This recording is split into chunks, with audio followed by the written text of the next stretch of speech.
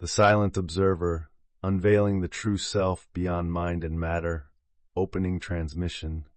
There is something in you that does not move, that does not speak, that does not age, does not decay, does not seek. It has been with you since before the first memory. It will remain after the last breath leaves the body, and it has watched everything.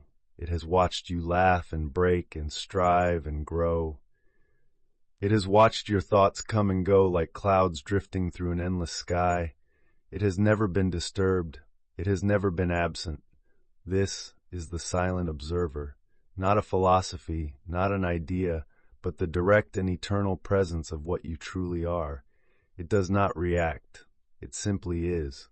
And when the mind becomes still enough, when the breath slows and the heart stops grasping, you begin to feel it, still, vast, intimate, infinite. This is not something you can learn. It is something you remember, and in that remembrance, there is freedom unlike anything the mind could imagine. Today we return to it, not by going somewhere, but by unbecoming everything that is not it, and sitting for once, as what has always been still. One, what is the silent observer?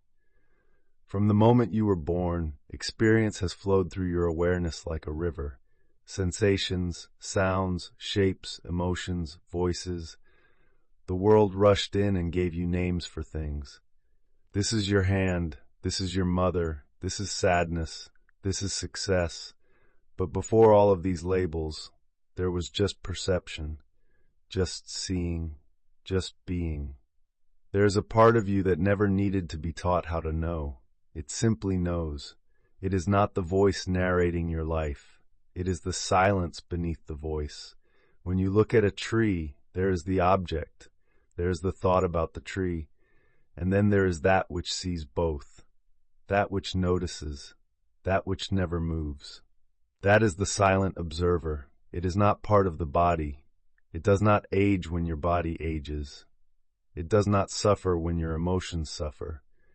It is the sky behind all weather. It is the screen on which all of life's projections dance. And it remains untouched. 2. How the mind obscures it.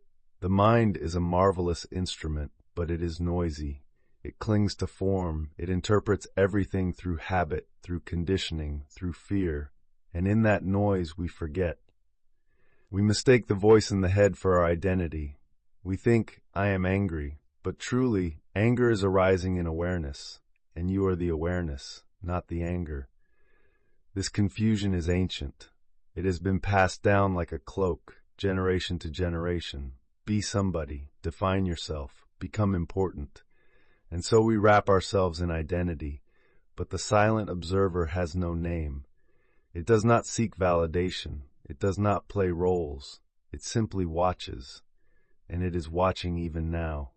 Even as you listen to these words, even as thoughts try to grasp or analyze, the observer remains, still present, aware. 3. Recognizing the observer in your own experience. You do not need belief to find the observer. You need only stillness. Try this. Close your eyes, take a slow breath in and out. Now listen. Listen not for a sound, but for the awareness of sound. Let a thought come. Don't stop it, just notice it. And notice that which is noticing. That which notices is not thinking. It is not tense. It is simply there. You may feel your body. You may hear the voice of the mind, but who is hearing all of it? Who is aware of awareness itself? That is the silent observer. And it has no form, no color, no shape. It does not come or go. It does not improve or decline. It is not better in enlightened beings and worse in beginners. It is always the same, perfect, complete, just overlooked, until now. 4. The qualities of the observer. The observer is not something you cultivate. It is what you already are beneath all cultivation. But when you abide in it, certain qualities begin to radiate through your being, not as actions you try to perform, but as natural expressions of stillness. The observer is unmoved by praise or blame. It watches them both come and go. It is not hardened or aloof. It is intimate, open, vast. It does not judge, not because it chooses not to, but because judgment itself arises in it and passes away like all else.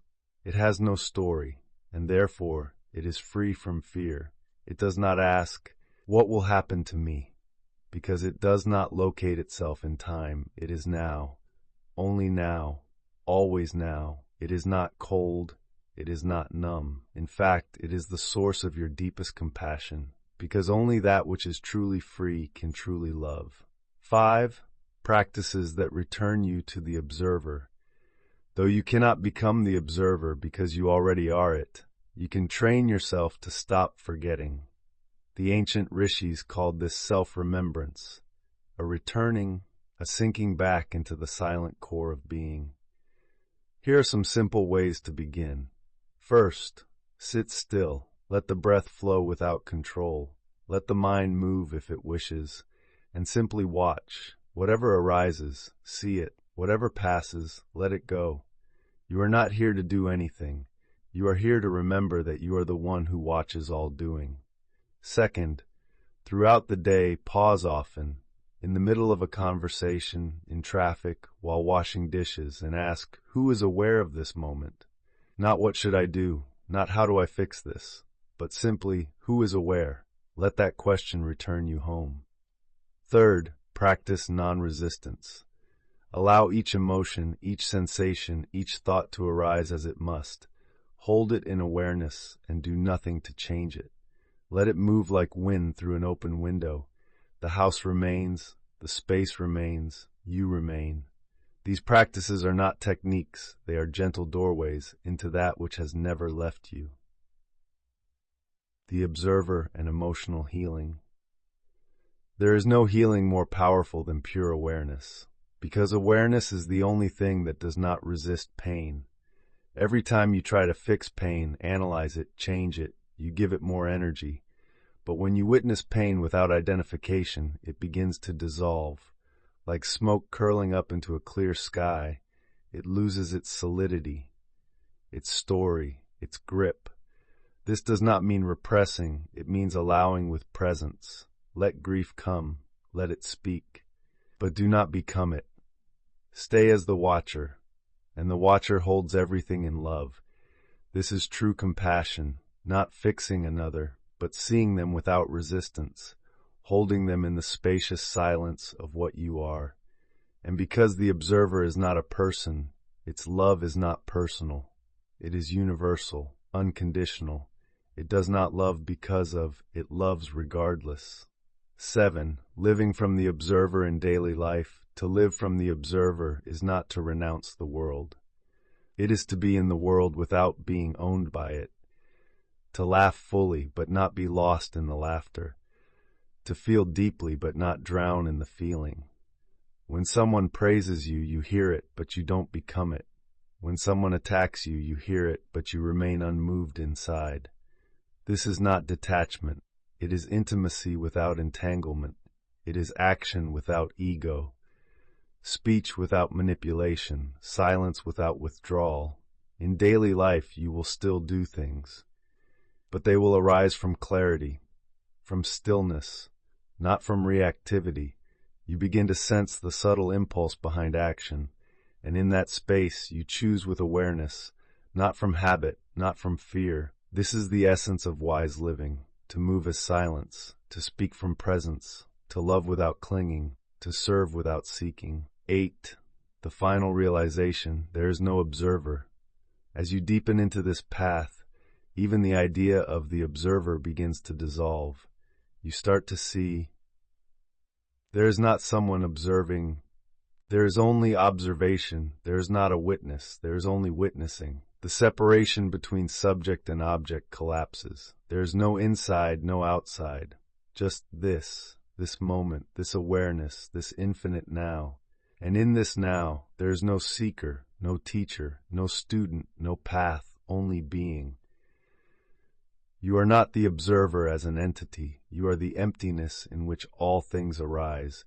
You are the still light behind perception. And when this is known directly, the game ends. The search ends, and life flows as pure truth, mystical reflection. You are not becoming the observer. You are remembering that you were never anything else. All of it, the thoughts, the emotions, the identity, are ripples on the surface of the silent ocean of what you are. Let them ripple. Let them rise and fall, but stay rooted in the depth. Let life play its music, but be the silence in which it plays. This silence, this stillness, is not something you need to maintain. It is what remains when you stop trying. It is what remains when you stop seeking. It is what remains when all else is let go. If this remembrance opens something inside you, let that opening widen.